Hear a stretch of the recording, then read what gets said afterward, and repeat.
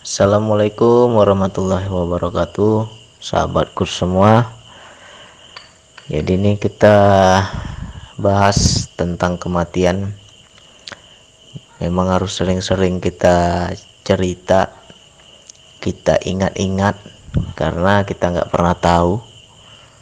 Mungkin hari ini kita bisa bercerita, besok kita dari panggil Allah, nggak tahu kan. Jadi harus sering-sering kita ingat kematian. Biar apa? Biar kita tahu di dunia ini nggak selamanya, biar kita bisa menyiapkan bekal kita, ya. Jadi bagi teman-teman yang sudah praktek patrap sakratul maut, sebenarnya di situ ada pelajaran mati. Di zikir nafas juga ada pelajaran mati. Di patrap sakratul maut itu memang agak ekstrim, karena di situ kita ibarat kata dipaksa. Makna dipaksa di sini ya dipandu oleh trainer sehingga diajak masuk kepada kesadaran jiwa. Tetapi kalau di dalam DN kan lembut dia dayanya. Dengan mengikuti nafas, maka kita juga belajar lepas dari jasad ini kan gitu. Jadi tentang kematian yang tadi ditanya sama Pak Mauludin ya. Banyak kita membaca riwayat itu luar biasa sakitnya itu sakratul maut. Bahkan ada yang kita dengar seperti dikuliti ya. Sakitnya itu ibarat dikuliti. Sebenarnya kita harus cari tahu kenapa sakit. Itu yang harus kita cari tahu. Kenapa dicabut nyawa kita sakit? Menghadapi sakratul maut itu kok sakit? Sebenarnya itu yang harus kita cari tahu. Jadi banyak juga yang hadis yang mengatakan apabila kita sempat menyebut kalimat tauhid la ilaha illallah, maka orang tersebut akan husnul khotimah. Sebenarnya nggak bisa. Kalau ditanya ilmunya apa bang biar kita bisa menyebut, ya nggak bisa, nggak ada ilmunya. Tergantung sikap berserah kita. Karena apa? Pernah saya itu mengalami dalam zikir nafas pelajaran sakratul maut ya. Jadi lagi DN naik tuh dayanya kan, dari kaki naik ke lutut, naik lagi ke pinggang, naik lagi ke dada, sampai dada tuh kayak meledak rasanya itu. Habis itu sampai naik lagi ke kerongkongan, nah itu udah nggak bisa bernapas saya. Apa yang terbayang di situ? Mana ingat lagi kita sama Allah. Kenapa? Rasa takutnya itu luar biasa. Aku belum siap ya Allah, aku belum siap ya Allah. Itu yang terucap dalam hati saya. Kenapa? Apa yang paling kita cintai itu yang muncul. Terbayang wajah istri, terbayang wajah anak. Akhirnya saya berkata dalam hati, ya Allah, aku belum siap ya Allah. Yatim anakku nanti ya Allah. Ya Allah, aku belum siap ya Allah. Janda nanti istriku ya Allah. Itu yang muncul. Gak sempat kita menyebut la ilaha illallah. Mana sempat. Akhirnya apa? Semakinlah leher saya itu ditarik, tapi gak ada tali. Seolah-olah ada tali, tapi gak ada talinya. Secara zohir gak ada tali, tapi secara batin tuh kayak ada tali. Digantung tanpa tali itu gimana rasanya? Akhirnya ngorok seperti sapi digorok itu gimana? Sapi disembelih. Nah, begitulah ngorok itu. Satu-satu nafas saya itu. Keringat jagung, apalagi. Seperti orang baru siap mandi tapi kita belum lap pakai anduk. Begitulah keringat saya itu bercucuran. Saking takutnya luar biasa itu. Langsung di situ seolah-olah Allah tuh ngomong, kalau kau nggak berserah tambah sakit, kata Allah. Ketika saya berserah, aku berserah padamu ya Allah. Di situ baru mulai kendor itu ikatan di leher itu. Seolah-olah yang saya di awalnya digantung itu mulai mengendor ya. Akhirnya saya bisa bernafas. Setelah bernafas, saya bersujud kepada Allah, menangis sejadi-jadinya, takutnya luar biasa. Itu pengalaman dalam zikir nafas, itu satu. Lantas bagaimana pengalaman sakratul maut yang lain? Ya banyak teman-teman, tanya aja sama yang udah pernah mengalami sakratul maut, begitu sadar kembali dia langsung nangis. Kayak Bang Muklis, kayak Bang Panji, kayak Bang Soibul, tanya aja. Itu luar biasa pengalamannya. Jadi di situ ada pelajaran bahwa kalau kita mau mengkaji seperti Rasulullah ya. Kenapa Rasulullah ketika menghadapi sakratul maut dia menyebut umati, umati? Karena itu yang dia paling cintai. Begitu besar cintai kepada umat, umat yang keluar, nggak Allah yang keluar. Ya. Tetap secara zohir umati. Mungkin kita memaknakan Allah, kenapa nih Rasulullah kok nggak menyebut umat? Kok nggak menyebut Allah? Kenapa ya yang disebut umat? Itu yang kita pahami secara zohir. Tetapi menurut saya secara batinnya Rasulullah tetap kesadaran dia tersambung kepada Allah. Ya Allah, kalau aku mati bagaimana umatku ya Allah? Mungkin begitu kalimatnya. Ya, tetap Allah nomor satu, umat nomor dua. Cuman yang terdengar oleh para sahabat, Rasulullah menyebut umati, umati. Nah, itu yang paling kita cintai, itu yang muncul. Jadi, apakah ada ilmunya biar kita nggak sakit dalam sakratul maut? Menurut saya ya, itu tergantung keberserahan kita kepada Allah. Ya. Jadi jangan banyak riwayat kita dengar sakit. Menurut saya banyak kok orang yang meninggal nggak sakit. Tidur dia mati, ya kan? Lantas kenapa ada yang senyum,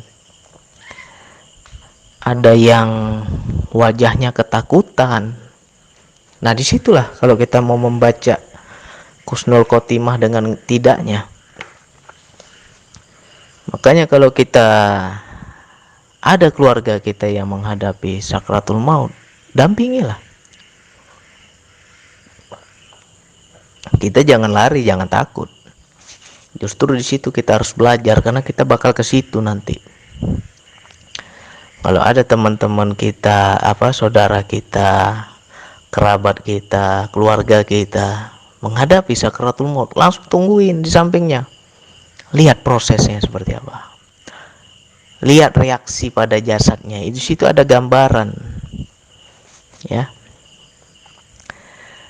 Kenapa ada orang yang meninggal kaku?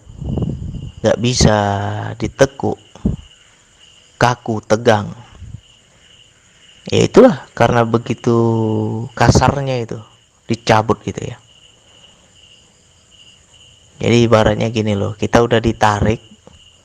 Tapi kita masih pegangan. Ya makin kuat ditarik. Tapi kalau kita lepas, kita mau, kita ikut, kita berserah, ya nggak keras lah ditarik lah. Nah jadi kalau mengapa ada yang wajahnya ketakutan, ada yang wajahnya tersenyum, di situ kita bisa melihat. Karena di saat proses sakratul maut itu ada gambaran, ada visual, ada yang Allah perlihatkan ya dalam sakratul maut, patrap sakratul maut juga kita dapat pelajaran itu. Dalam DN juga ada apa yang dikasih lihat oleh Allah. Banyak menurut saya itu ya mungkin bisa jadi amal di dunianya baik. Begitu dia menghadapi sakratul maut, Allah langsung tunjukkan ke sini tempatmu. Mungkin dikasih lihat taman surga, tempatmu di sini. Akhirnya tersenyumlah dia. Ada juga yang ketika dicabut itu ya dikasih lihat gambaran, mungkin neraka, mungkin siksaan, mungkin juga terlalu keras itu dicabut itu, akhirnya berefek pada jasad. Ya, ya kita kan bisa pelajari dalam DN. Kenapa ya bang, saya dalam DN bang ditarik keras bang, kepala saya mendongak ke atas bang, tegang, leher saya tegang. Ya itu kan tarikan jiwa. Kepala mendongak, apalagi mata kita ke atas, apalagi mulut kita terbuka. Banyak teman-teman yang merasakan seperti itu. Itu pelajaran mati itu sebenarnya.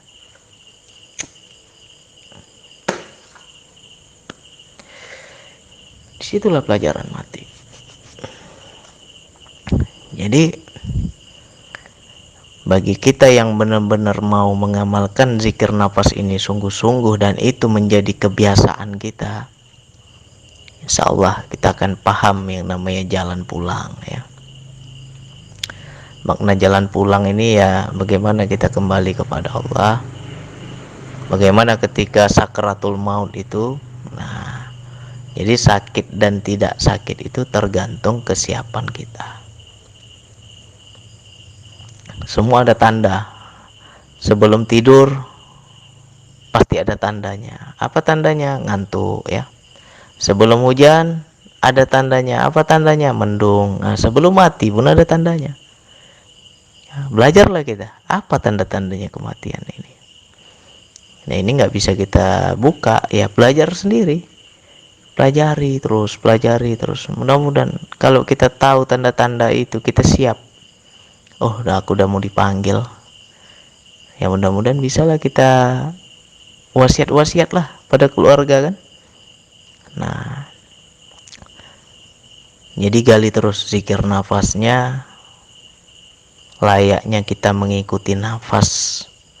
Nafas masuk kita ikuti, nafas keluar kita ikuti. Insya Allah pada nafas terakhir disitulah terucap Allah, mati kita ya, husnul khotimah kita insya Allah. Walaupun tak terucap di bibir, tak terucap di lisan, tetapi di dalam hati ada kesadaran kepada Allah, insya Allah husnul khotimah. Insya Allah sakratul maut itu mudah. Itu cita-cita saya itu. Mudah-mudahan ya Allah mati aku seperti orang tidur ya Allah. Tidur aku mati. Jadi insya Allah kita tidur, biasakan tidur dalam berzikir nafas. Setiap hari kita tidur, setiap malam kita tidur. Kita nggak pernah tahu besok masih bangun atau enggak. Coba bawa zikir nafas. Tiba-tiba Allah cabut nyawa kita, dipanggil jiwa kita karena kita berzikir husnul khotimah kita. Ya. Jadi intinya kira-kira apa ya kalimat terakhir atau kata terakhir di saat sakratul maut? Apa yang saya sebut kira-kira? Ya tanya diri kita, apa yang kita paling cintai? Di situ yang muncul. Kalau betul kita cinta kita kepada Allah, insya Allah gampang nyebut nama Allah. Ya. Jadi pelajari. Kalau belum mati ya belajar dari orang yang duluan mati. Ada saudara kita, kerabat kita, saksikan, lihat gimana tegang nggak badan dia. Kalau tegang itu sakit kali dicabut itu berarti dipaksa, itu berarti belum siap, berarti tidak husnul khotimah.